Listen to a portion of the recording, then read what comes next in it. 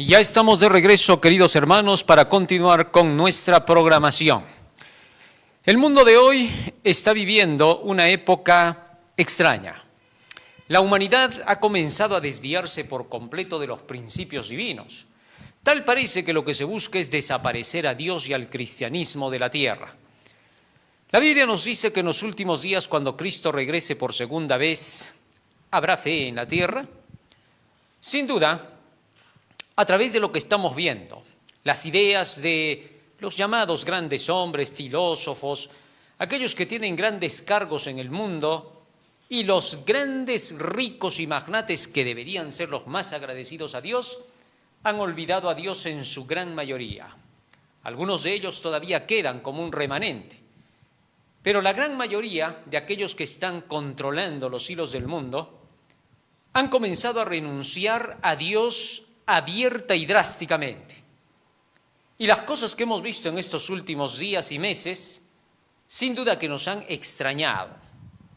Muchos, durante el periodo en que se dio la llamada pandemia, parecían ser personas que estuvieran compungidas, que reconocían que de repente los pecados habían sido los que motivaron esto.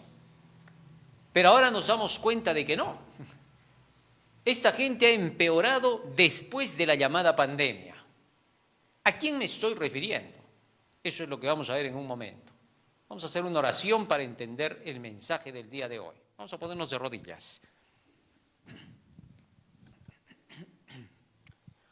Bondadoso Padre que moras en los cielos, estamos agradecidos a ti porque nos das la vida y la salud, porque nos das la oportunidad de poder escuchar tu santo mensaje, aún con libertad. Aunque en tiempos, Señor, solemnes, pero con libertad para poder escuchar tu verdad y poder así, Señor, tomar decisiones firmes de qué lado estaremos en esta última crisis. Te suplicamos que tu presencia nos acompañe. En el nombre de Jesús. Amén. Amén, Señor. Amén. Muy bien. Decía entonces que hay algunos movimientos que se están dando en el mundo sorprendentes. En estas últimas semanas hemos tenido un evento mundial, los famosos Juegos Olímpicos, y hemos visto un insulto al cristianismo descarado por parte de individuos que a veces no razonan cuando hacen las cosas y luego tienen que estar pidiendo disculpas y perdón. Y aunque mucho de esto ya se ha hecho, la herida ha quedado y todavía tiene que sanar. Y mientras sane todavía hay que gritar para que el mundo sepa que esto nunca debe volverse a repetir. No puede ser posible que hayan todavía individuos que manejen ideas del tiempo del salvajismo antiguo, de arremeter sin nada de educación y atreverse a hacer cosas que ni ellos mismos permitirían para su lado. Que si se hicieran cosas y se dijeran sobre sus puntos de vista y sus opciones, se levantarían como fieras, como salvajes. Todo eso no puede ser. Hay cosas en las cuales se puede como cristiano ser prudente y no decir nada. Pero hay otras cosas que ya destruyen a los cerebros humanos, a gente inocente. Muchos de los que participan de esos juegos, aunque no sean gente temerosa de Dios y que sean simplemente gente que diga sí creo en Dios a mi manera o lo que quiera que sea, son gente inocente, inocente hasta cierto punto. ¿En qué sentido? En que no saben reconocer al 100% el tipo de acto que se ha realizado de insulto contra el honor y la dignidad aún de ellos.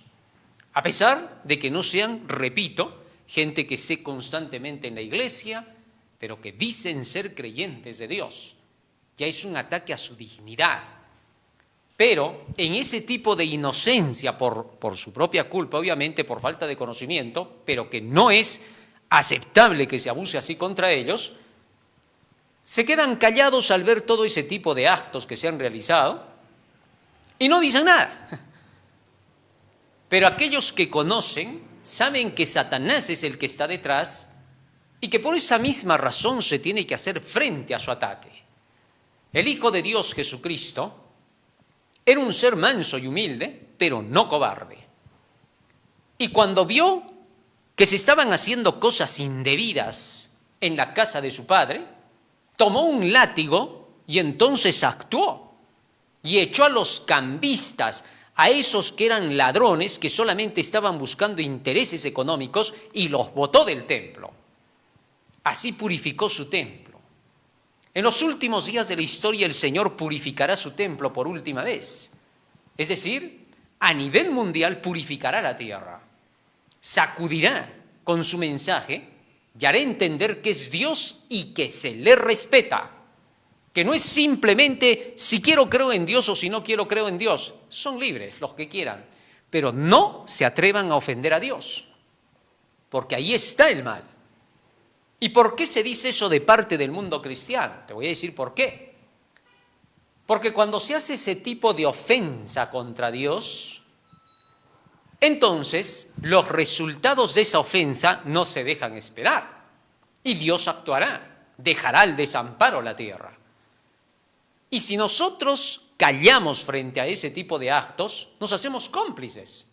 Y lo que Dios tenga que permitir que se haga, sería también por culpa nuestra, por no haber dejado en claro a esas personas que su ignorancia en cuanto a Dios les está haciendo actuar de una manera que está molestando a todos los demás que están en el mundo. ¿Comprendes ahora eso?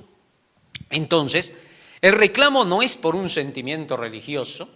El reclamo no es por cuestiones fanáticas como las que se han lanzado ahora contra los cristianos, sino que el reclamo es porque somos afectados todos si no defendemos el principio que tenemos, ya que entonces Dios deja al desamparo a la humanidad y Satanás hace lo que quiere y trae destrucción.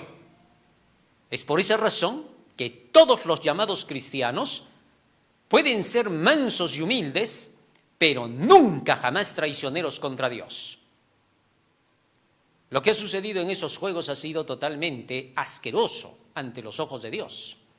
¿Cómo puede ser posible que se hayan hecho algunas imágenes dramáticas de cuestiones que tienen que ver con los cristianos, y haberlos insultado y haberlos pisoteado y haber incluso derramado cualquier tipo de inmundicia sobre ellos? Eso no tiene ningún sentido. Más aún, ¿cómo puede ser posible que grupos de personas de quienes sabemos que no están dentro de su sano juicio hayan llegado a actuar con vestimentas travestis, que hayan llegado incluso a ponerse en algo que es significativo para el cristianismo, la última cena de Jesucristo, y que hayan puesto a individuos de reputación totalmente baja y que no tienen prácticamente honor ni dignidad ante el mundo? ¿Por qué? Por las cosas que han hecho. Eso no tiene ningún sentido.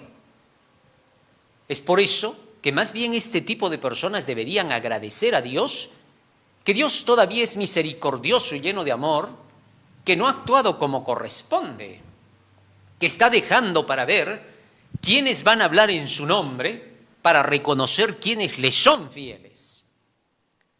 Pero sumado a ese tipo de actos que estamos viendo, por personas que a veces no están orientadas en la realidad de la vida, porque todos sabemos que ningún artefacto va de pronto a actuar y va a decir, hablemos de robots incluso, mirándose en un espejo, ni siquiera la inteligencia artificial va a decir, soy un humano de carne y hueso. Pregúntale a Sofía, entre comillas lo digo, ¿no? Dile, Sofía, ¿te sientes humana? No, va a decir, porque soy una máquina programada. Simplemente soy inteligencia artificial. Es decir, hasta esa máquina está reconociendo su realidad.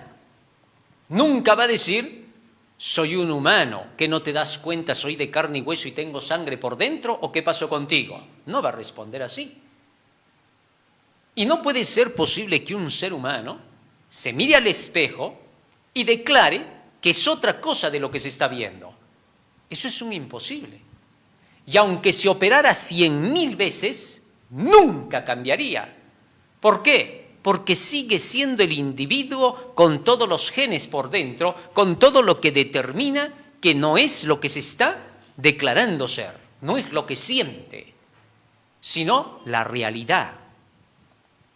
Por tanto, entonces, no es posible que personas que ahora no están definidas totalmente puedan querer hacer un tipo de crítica a quienes por años están definidos de acuerdo con la creación que han recibido. Así que ahí debemos de tener mucho cuidado. Y eso no desacredita la posición de tales personas, sino más bien que razonen y que piensen en que en este mundo debemos buscar siempre el tratar de seguir la inteligencia y la sabiduría, no el sentimiento ni la emoción. La pasión, el sentimiento y la emoción deben de quedar amarrados, sujetados, si queremos que en el mundo haya armonía, porque estos no son el control del humano. Pero repito, sumado a todos esos males, ahora nos encontramos que en algunos sectores de la tierra se habla contra la palabra de Dios, ¿no? Otro de los fines que buscan aquellos que se han rebelado contra Dios, porque acuérdate que en el mundo, todo el mundo está dividido en dos, hay trigo y hay cizaña. Gran parte del mundo ha elegido el lado de la cizaña. ¿Por qué? Porque no quiere servir a Dios. Siguen sus gustos, sus deseos, que nadie les puede prohibir más que su propia naturaleza, porque la propia naturaleza, cuando se ve ya demasiado abusada por los vicios, el alcohol, las drogas, los vicios carnales al estilo Sodoma y Gomorra, entonces los cuerpos comienzan a deteriorarse y llega un punto en que se cosecha lo que se siembra, que esa es la forma en que funciona la humanidad.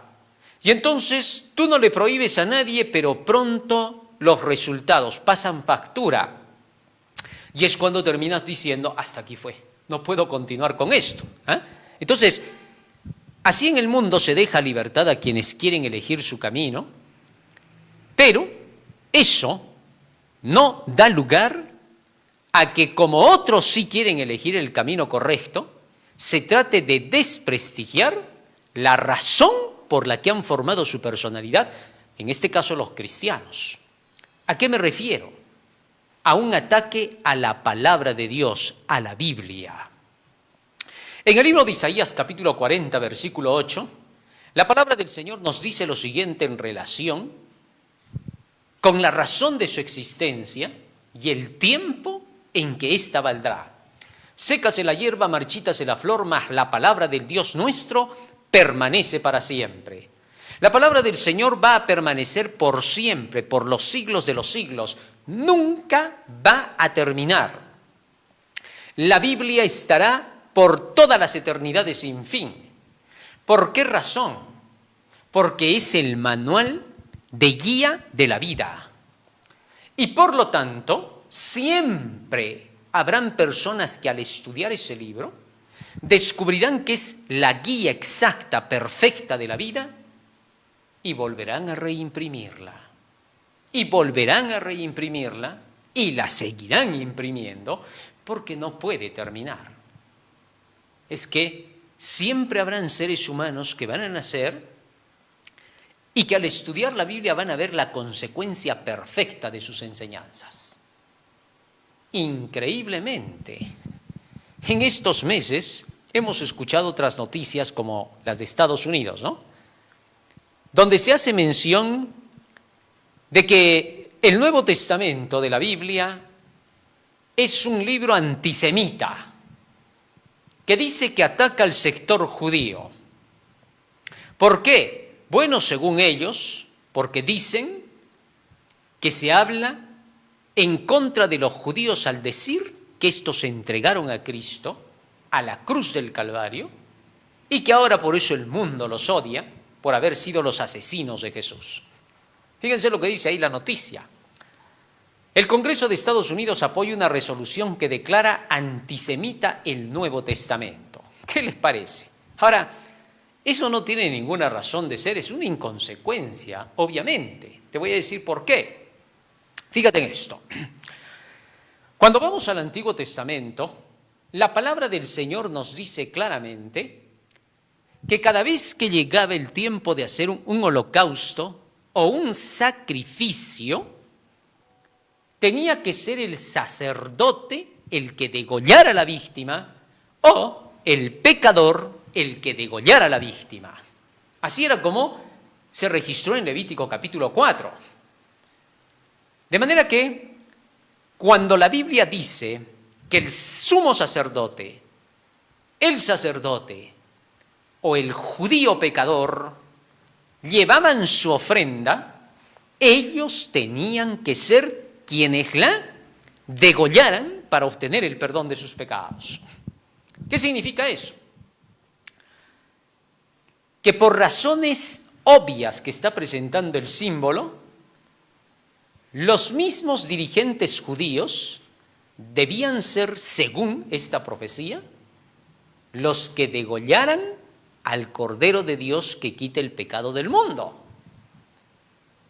Si se dijera que no fueron los judíos los que hicieron crucificar a Cristo, entonces no se cumple el símbolo del Mesías y entonces toda la economía judía se viene abajo.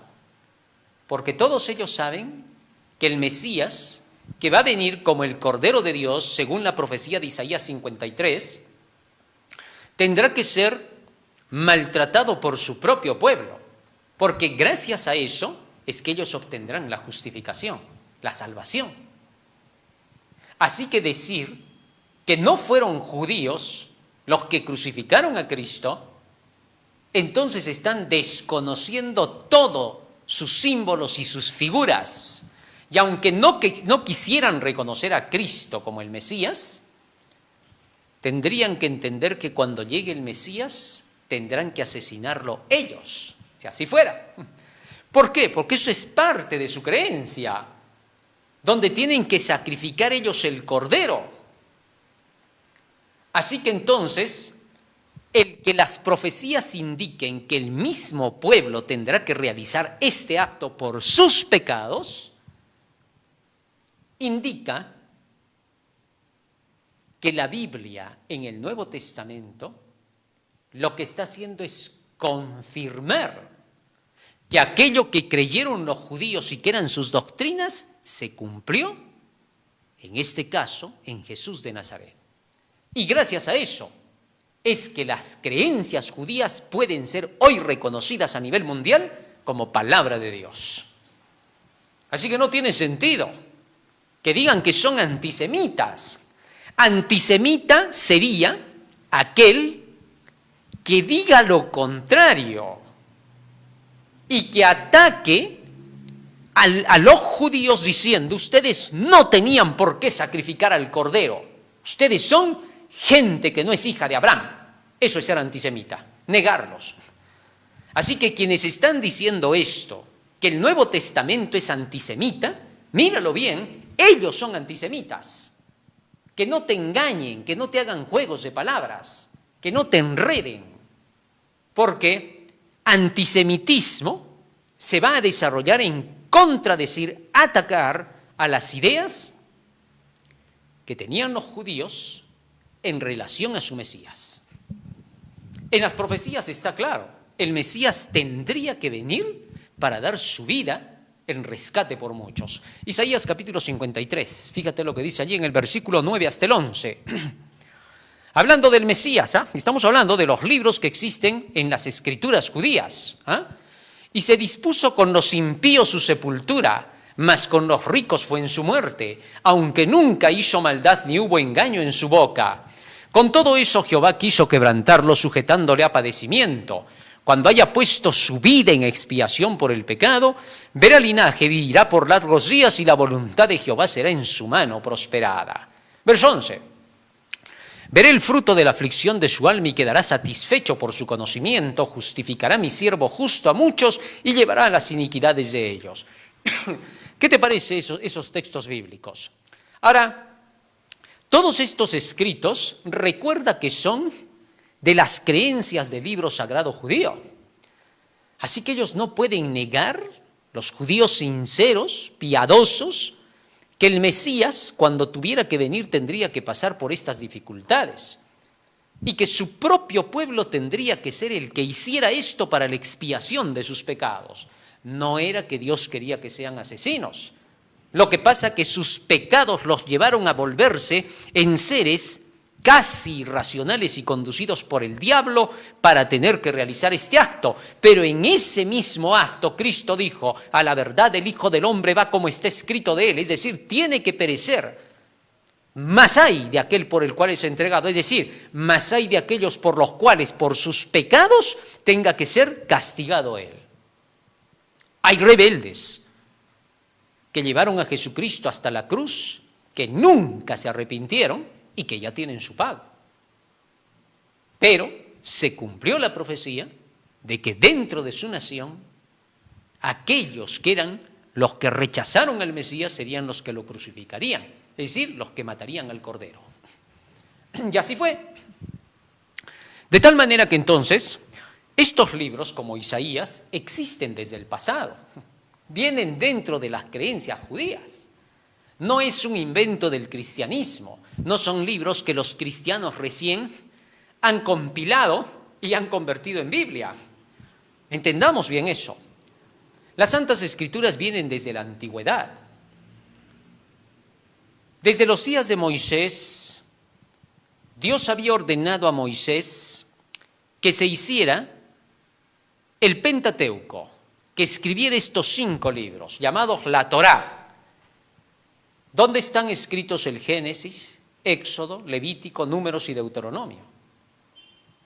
De tal manera que se le dio la orden a Moisés, en Deuteronomio capítulo 34, verso 26, que se tuviera que poner estos libros al lado del arca del pacto, como un testimonio para el pueblo de Israel.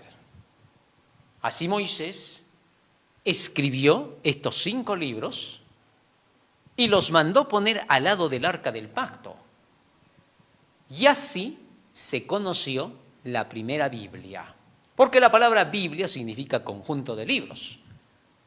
Y entonces estos 5 libros que formaban el Pentateuco se llamaban Biblia, el conjunto de libros. Solamente que le dieron el nombre de la Torá. Esa Torá, que es la ley de Dios, el Pentateuco, fue la palabra de Dios para esos días. Y dentro de los escritos de esa palabra, Levítico capítulo 4 nos dice lo siguiente desde el versículo 1 en adelante. Fíjense. Levítico capítulo 4, versículo 1 en adelante. Noten bien lo que dice allí la palabra del Señor.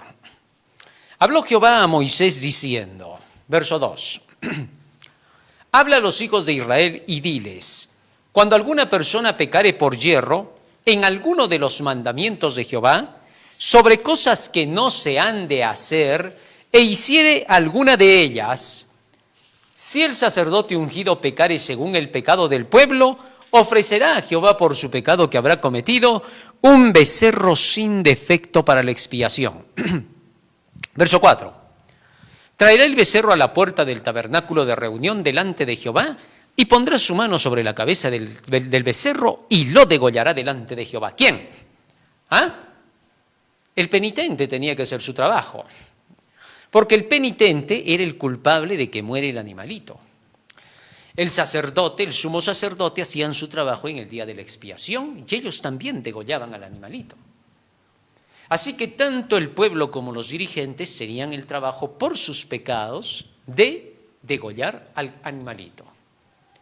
Y así fue como se cumplió. ¿De qué antisemitismo están hablando entonces? Esto es no saber razonar en las Escrituras.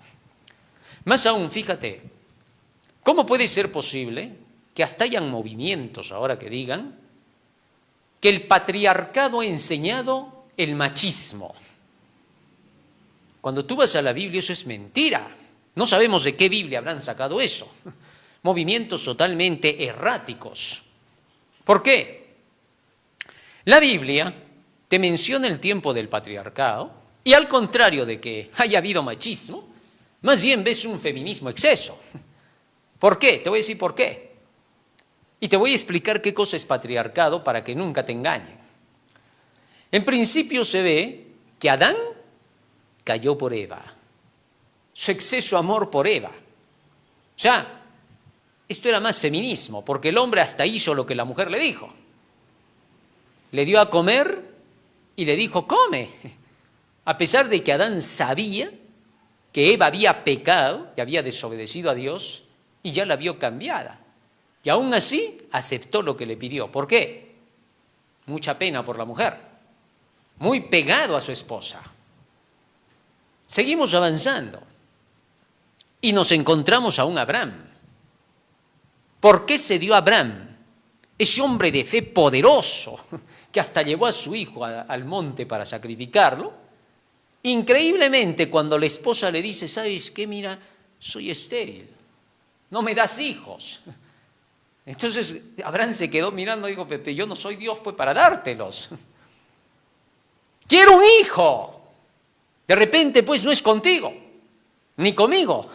Entonces de repente la cosa es que tú tomes a mi sierva y tengas pues el hijo con ella.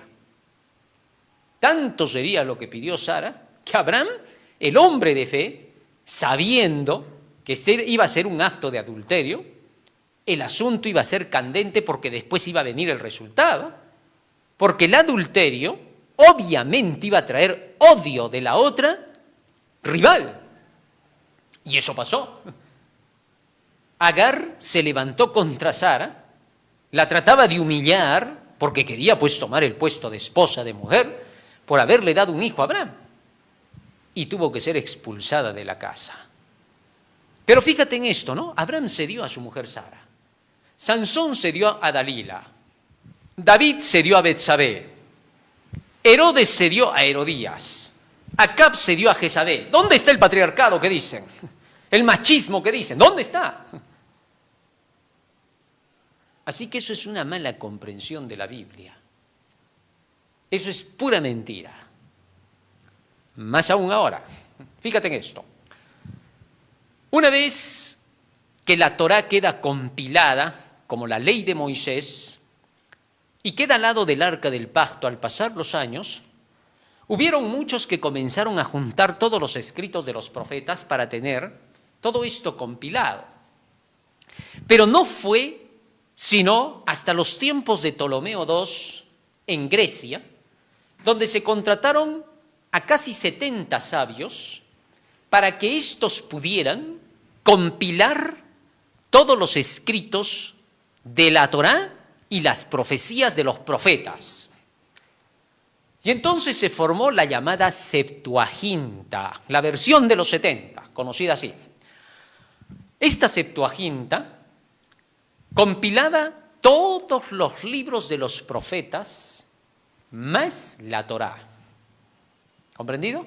Es decir, estaban desde el Génesis hasta el tiempo en que se escribió en Grecia esta versión de los 70.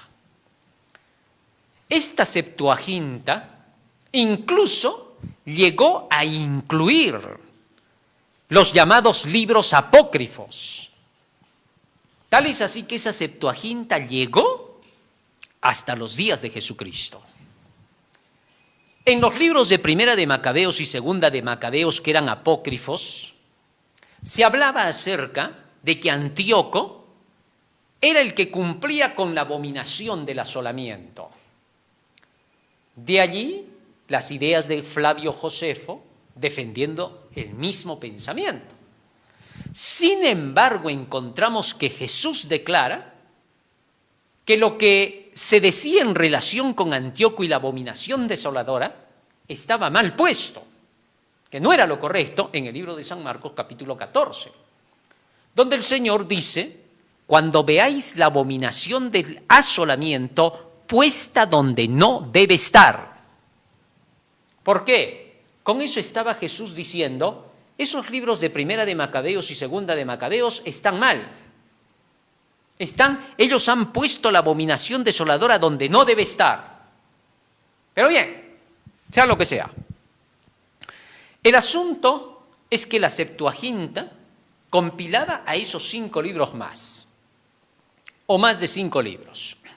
Ahora bien, los llamados pues deuterocanónicos. ¿Qué significa deuterocanónico? Significa el segundo canon.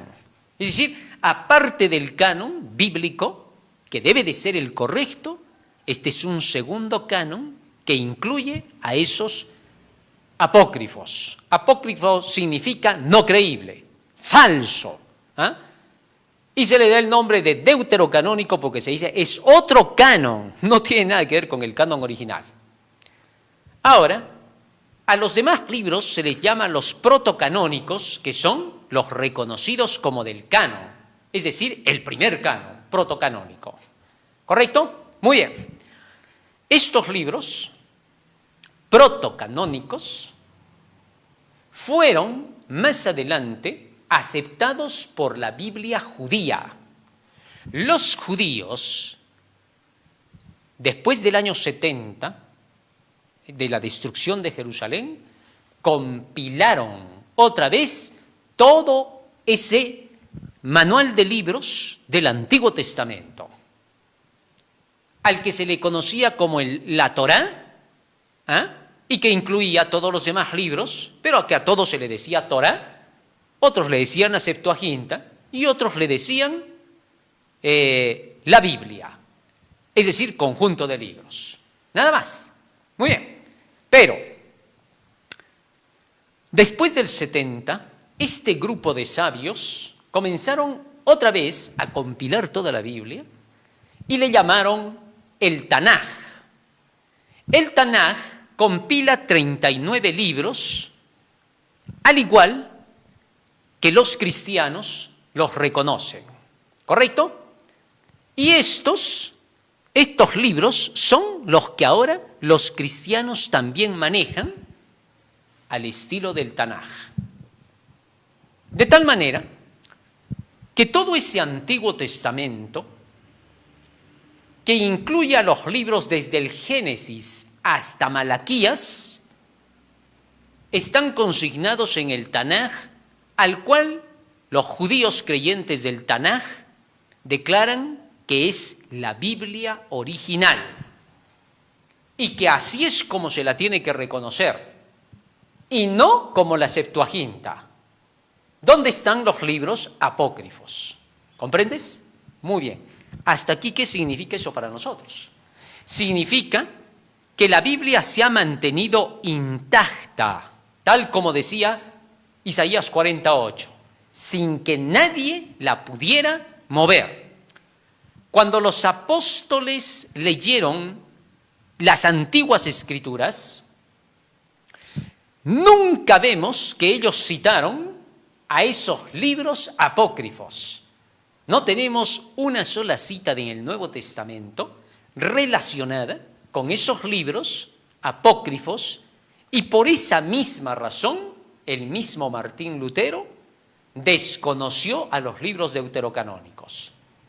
Y cuando él compiló la Biblia en el año 1534, porque ahí es donde terminó el Antiguo y el Nuevo Testamento ya completos, ya que en 1522 solamente tenía el Nuevo Testamento, pero para el 34 ya tenía el Antiguo y el Nuevo Testamento completitos. Y allí él puso a los libros deuterocanónicos o apócrifos en un apéndice al final de la Biblia. Y él dijo, lo que pasa, estos libros no coinciden para nada con todo lo demás del canon bíblico. Y aceptó la posición del Tanaj, aquella compilación de libros que es la que hoy tenemos en nuestras Biblias a nivel mundial. ¿Correcto? Muy bien. De manera que entonces se cumplieron las palabras del apóstol Pedro. Primera de Pedro capítulo 1, verso 23 al 25. Fíjense lo que dice allí. Escúchenlo bien, anoten bien todas estas cosas porque esto tiene que ver directamente con la defensa de la verdad. Siendo renacidos no de simiente corruptible, sino de incorruptible, por la palabra de Dios que vive y permanece para siempre. Porque toda carne es como hierba, toda la gloria del hombre como flor de la hierba se seca y la flor se cae. Mas la palabra del Señor permanece para siempre. Y esta es la palabra que por el Evangelio os ha sido anunciada. Es decir, el apóstol está reconociendo que las Santas Escrituras del Antiguo Testamento son la palabra fidedigna de Dios. Interesante. Muy bien. Ahora, quiere decir que tenemos el Antiguo Testamento seguro.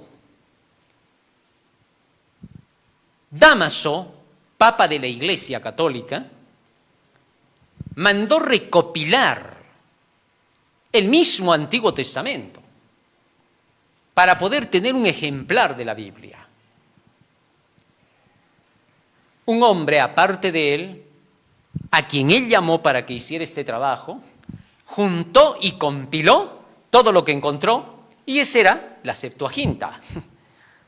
Entonces Dámaso I, el Papa de esa época, a quien le llamaban así, y a quien hoy reconocen como el que trajo la Biblia, y que incluso los protestantes debemos reconocer que esa Biblia la trajeron a través del catolicismo, a través del papismo, que eso no es verdad, como ahora lo voy a probar.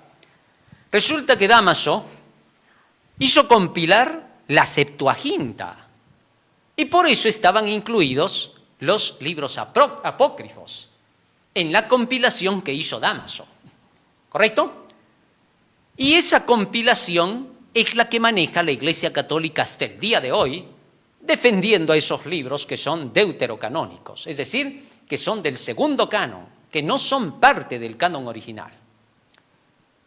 Mientras, por su lado, Lutero aceptó el Tanaj de la Biblia judía. Los judíos de hoy desconocen por completo la idea de que la Septuaginta sea el original bíblico, o la que se llamaba la Torá del pasado, porque ya dije que muchas veces se le decía Torá no solo a los 5 libros de Moisés, sino a toda la compilación del Antiguo Testamento. Y entonces ahora los judíos acreditan al Tanaj, que rechaza los libros apócrifos, como la Biblia original, la creíble. Muy bien, siendo así entonces el asunto, tenemos ya el hecho de que la Biblia, tal como Lutero la mandó a imprimir, es la Biblia que hoy podemos tener fidedigna y segura en nuestras manos. Ahora bien, esta Biblia se hizo en Gutenberg, ¿no? Por un hombre llamado Gutenberg, y se imprimió a través de esa imprenta, que en ese tiempo tenía tipos de madera, no eran de metal, y así fue como salió este ejemplar. Tal es así que entonces, más adelante, para los años de 1540 aproximadamente, ya estábamos encontrando el desarrollo de la primera traducción que estaba haciendo Casiodoro de Reina, ¿no? Y había sacado la famosa versión del Oso. La versión del Oso compilaba la creencia de esta Biblia que hoy poseemos, de la Reina Valera, pero todavía iba a recibir otra edición más. Más adelante, con Cipriano de Valera, es que se llega a completar una nueva revisión y que hoy se conoce como la Biblia de Casiodoro de Reina y Cipriano de Valera, Reina Valera. De entre todas las Biblias que existen en la tierra, la Reina Valera es la más fidedigna de todas, la que emplea el mundo cristiano. Es la más cercana a todas las verdades. Por otro lado, la que sacó Dámaso I, llamada la Vulgata, porque se sacó para el pueblo común, por eso se llama Vulgata vulgar, incluía los deuterocanónicos, no reconocidos por la Biblia judía, lo que significaría que al aceptar los deuterocanónicos no están aceptando una Biblia original y correcta. ¿Está claro? Sino con la añadidura de estos libros apócrifos, de quienes sus autores muchos de ellos no están claros. No se puede tener una autoría legal de quienes supuestamente hicieron esos libros. Más aún, antes de que se pudiera tener estas Biblias, ya sea por Dámaso I o ya sea por el Tanaj, se tenía el Codex Sinaiticus, que se llamaba el Código Sinaítico, donde estaba compilada toda la Biblia, es decir, del Antiguo Testamento. En ese códex, donde se encuentran los escritos de la Biblia, tenemos la primer Biblia compilada. Y toda es la misma que tenemos hoy. La versión que tiene que ver con 1500 y la versión de 1600 y las últimas versiones de 1909 y 1960 son las más fidedignas al original de la Reina Valera. Las que vienen después, ya la de 1960 tiene ciertas manipulaciones, ¿eh? Por eso hay que estudiarla bien. Hay que tener la más antigua, ¿no? La que lleva sus referencias al medio, esa es la mejor de todas. Pero las que vienen después de la versión última de 1960 ya no son muy creíbles. La del 2000 es una de las bárbaras, ¿no? A partir del 2000 ya no leas ninguna de esas, no te van a servir. Están totalmente manipuladas, están dañadas.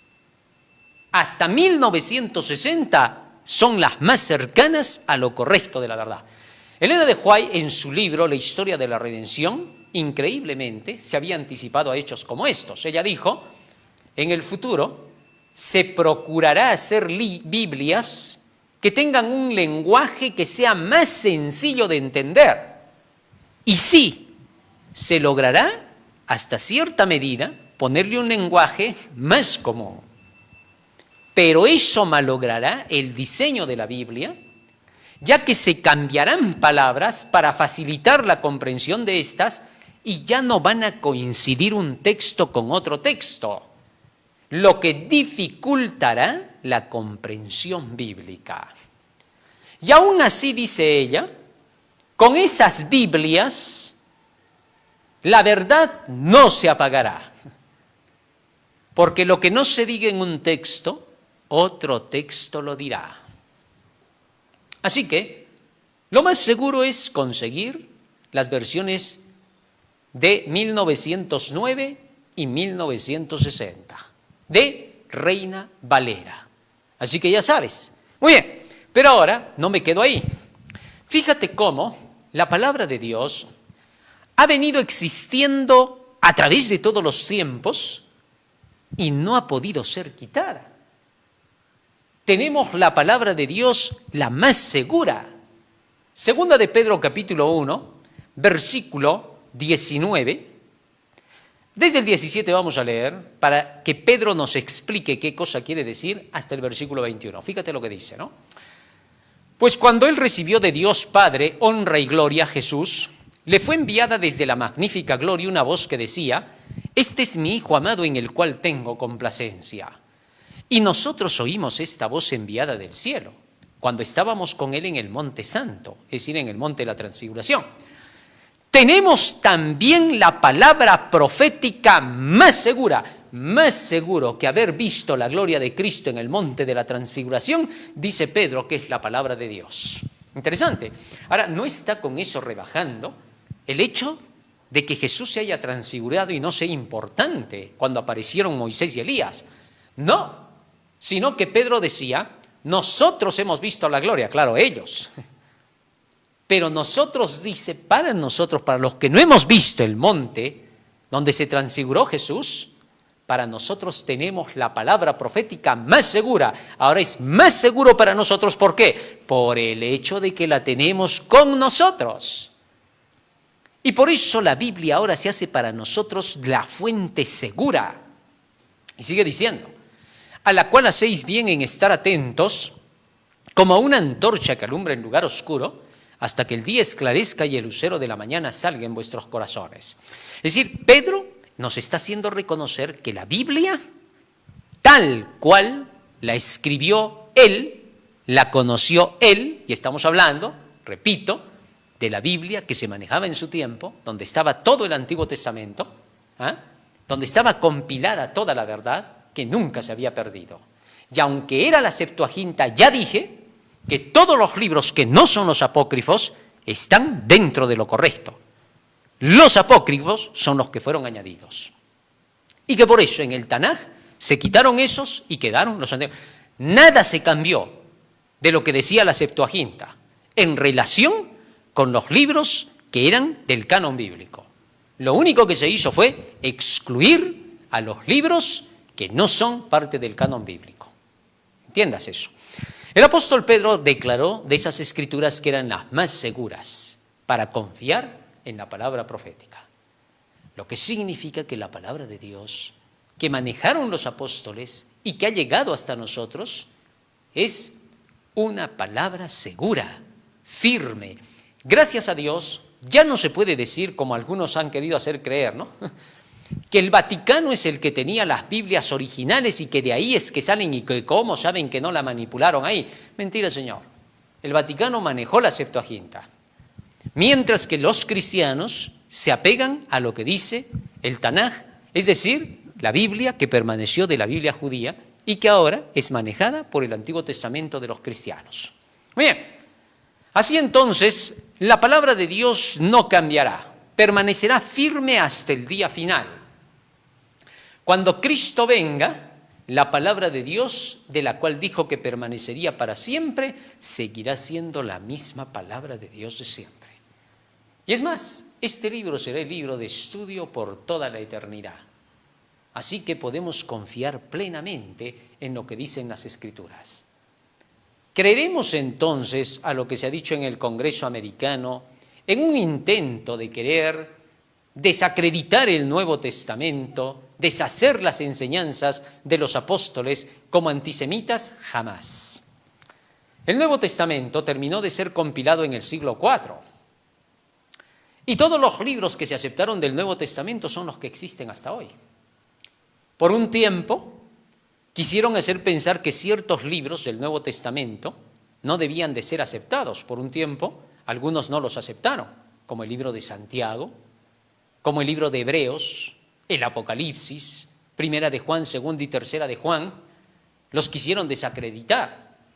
Y esto fue un intento de algunos movimientos como los nicolaitas, que querían solamente exaltar ciertos puntos de la fe, pero no querían exaltar que la ley seguía vigente como Santiago lo presenta, como Hebreos lo presenta, como Primera, Segunda y Tercera de Juan lo presentan, y como el Apocalipsis de Juan lo declara. Exactamente son los libros que más hablaban de los mandamientos. Se quería dejar solo los libros donde no se habla de los mandamientos directamente o aparentemente, porque se decía que eran los escritos de Pablo. Y en un afán de querer manejar la idea de que solo la fe, solamente fe, se quiso desacreditar esos libros. Pero muy pronto, hombres de Dios, sabios, inmediatamente dijeron, un momentito, ¿por qué vamos a desacreditar? Son libros que están en la Biblia, a respetarlos. Son los que escribieron los apóstoles de Cristo. Y entonces se compilaron todos en conjunto y hoy tenemos el Nuevo Testamento completito. Gracias a Dios este libro nunca ha podido ser destruido. En él varios escritores han dicho, es como un yunque en el cual se han gastado cientos de martillos. Y sí, esa es la palabra de Dios. Y finalmente, el haber declarado que la Biblia ahora va a ser manejada por la inteligencia artificial. Han habido individuos que se han atrevido a decir eso. Fíjate, acerca de lo que se dice de la Biblia. Colaborador del Foro Económico Mundial dice que la inteligencia artificial podría reescribir la Biblia. ¿Qué te parece? Y es que la idea que se presenta aquí es el hecho de que a través de la inteligencia artificial nosotros podemos ahora consultar para obtener todas las respuestas de la Biblia. Sin embargo, la inteligencia artificial es una base de datos. Es decir, que está hecha de acuerdo con los intereses de quienes la han diseñado. Y la han llenado de información de acuerdo con lo que se ha querido llenar. Porque la inteligencia artificial ya sabemos que solamente pues, es una forma, entre comillas, de querer hacer entender de que existe una inteligencia artificial. Porque en la realidad no existe inteligencia artificial. Se le ha puesto ese nombre nada más. Averigua pues por eso. Solamente se le ha puesto ese nombre porque inteligencia significaría que sea un ser que origine ideas, que traiga cosas por la experiencia que posee, por sentimientos y emociones y por muchas cosas más, pues, ¿no? A eso se le llamaría recién inteligencia artificial, ¿no? Pero se le llama así tan solo para dejar comprender que es la reunión de muchos conocimientos en una base de datos de la cual puedes extraer cierto conocimiento. ¿Correcto? Pero, por favor, nunca se va a medir esa llamada inteligencia artificial con la capacidad de un ser humano. Imposible de los imposibles, ¿no? Así pasa en multitudes de años. El ser humano siempre tiene algo que hace que se formen nuevas ideas, nuevas cosas en él, que vea las cosas desde otro ángulo. Tal es así que si tuviéramos acá 1000 años más en la Tierra, eso que hoy día llaman inteligencia artificial con tanto ahínco, de acá 1000 años dirían, esa cosa obsoleta que le decían la inteligencia artificial y se reirían todos. A esa cosa pues le dijeron inteligencia artificial allá los de hace 1000 años atrás, los primitivos. Esos antiguos ahí de la edad de piedra arcaica, esos andaban diciendo inteligencia artificial a Sofía.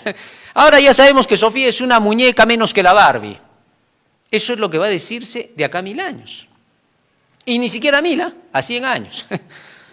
¿Por qué? Porque entonces de acá a 100 años, esos van a decir, no pues a la gente de hace 100 años se le decía que era la inteligencia artificial porque era todo lo que se tenía.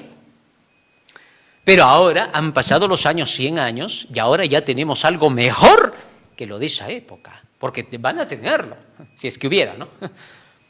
Y entonces desprestigiarían por completo lo que hoy tanto alaban, que tanto hacen alarde, vamos a ser multimillonarios, las empresas van a crecer en 100 años, ¿no? Adelántate a 100 años, ya 50 años, ni siquiera 100. Adelántate y esa gente de acá 50 años va a decir, esa cosa que hicieron en esa época, en el 2020, en el 2024, esa cosa a la que le decían inteligencia artificial, esa cosa por lo cual se juntaban todos los gobernantes de la tierra y decían, la inteligencia artificial nos va a traer inteligencia brutal. Y les va a traer inteligencia brutal. Entonces ellos van a decir en 50 años, de hecho hablaban barbaridades. ¿Quién les va a creer pues a estos antiguos que andaban hablando lo que no sabían? Te aseguro. Así que no te dejes engañar. La inteligencia artificial nunca puede ser una Biblia, no puede ser Dios, no puede comunicarse contigo como Dios lo haría, porque algunos han llegado hasta decir, ¿no? Grotescamente, y que luego han negado, porque no se ha hecho oficial, que vamos a tener ahora un Dios a través de la inteligencia artificial virtual. Un Dios virtual o un Dios satal. Que no te engañe. Como dice por ahí un programa, ¿no? Que no te la cuenten, pues, ¿no? Porque te quieren engañar con eso. Que no te hagan creer lo que no es. Así de sencillo. No hay tal inteligencia artificial que te pueda indicar la palabra de Dios. No nos hagan reír, por favor, que ya nos hemos reído bastante con lo que hemos oído. Lo digo con mucho amor, para que no lo malentiendas, sino para que hasta los niños la capten. De tal manera que hoy podemos asegurarnos de que la palabra de Dios será respetada hasta que Cristo vuelva por segunda vez. Terminemos leyendo lo que dice Apocalipsis capítulo 3, versículo 10. Escucha la promesa de Dios. Apocalipsis 3:10. Mira lo que dice allí la Escritura. Apocalipsis 3:10. Por cuanto has guardado la palabra de mi paciencia, yo también te guardaré de la hora de la prueba que ha de venir sobre el mundo entero para probar a los que moran sobre la tierra. Por cuanto has guardado, ¿qué? La palabra de mi paciencia. Todas mis enseñanzas, todo lo que está escrito en la Biblia.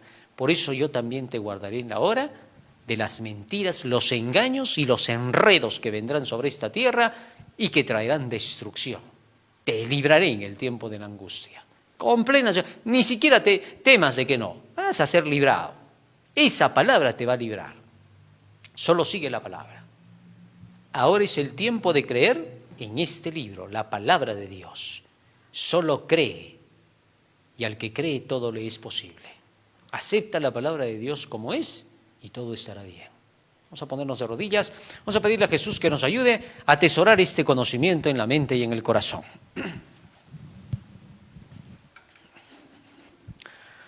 Bondadoso Padre que moras en los cielos, estamos agradecidos a ti por las palabras benditas que nos has hecho conocer, porque has abierto nuestros ojos a la realidad, Señor, de qué cosa es tu santo libro y que no puede fallar. Queremos, Padre Santo, que estas palabras queden ahora grabadas en nuestra mente y corazón y que sean el motor que impulse nuestras acciones para que cada día podamos depender y vivir solamente de aquello que tú nos enseñas. Padre Santo, te rogamos también que cada hijo tuyo que a nivel mundial está recibiendo esta instrucción pueda, Señor, ahora depender de tu santo libro y vivir de toda palabra que sale de tu boca. Porque gracias al sacrificio de tu Hijo amado Jesús en la cruz del Calvario, hoy podemos obtener el perdón de nuestros pecados para que podamos, Señor, así libremente tomar la Biblia para empezar una nueva vida conforme a tu voluntad. Por eso te suplicamos, Padre Santo, que más allá del perdón que nos das de nuestros pecados, siempre nos des el alimento que nos va a hacer aptos para entrar en el reino de los cielos, la instrucción de tu santa palabra, porque tu sacrificio ha sido completo, porque nos das el perdón, pero también nos das, Señor, la instrucción, la santificación que es la vida eterna. Quédate ahora con nosotros y acompáñanos. En el nombre de Jesús. Amén. Amén, Señor. Amén. Muy bien, querido hermano, no te retires de la sintonía que en breves momentos ya estamos con la despedida del Día del Señor. Dios te bendiga. Amén.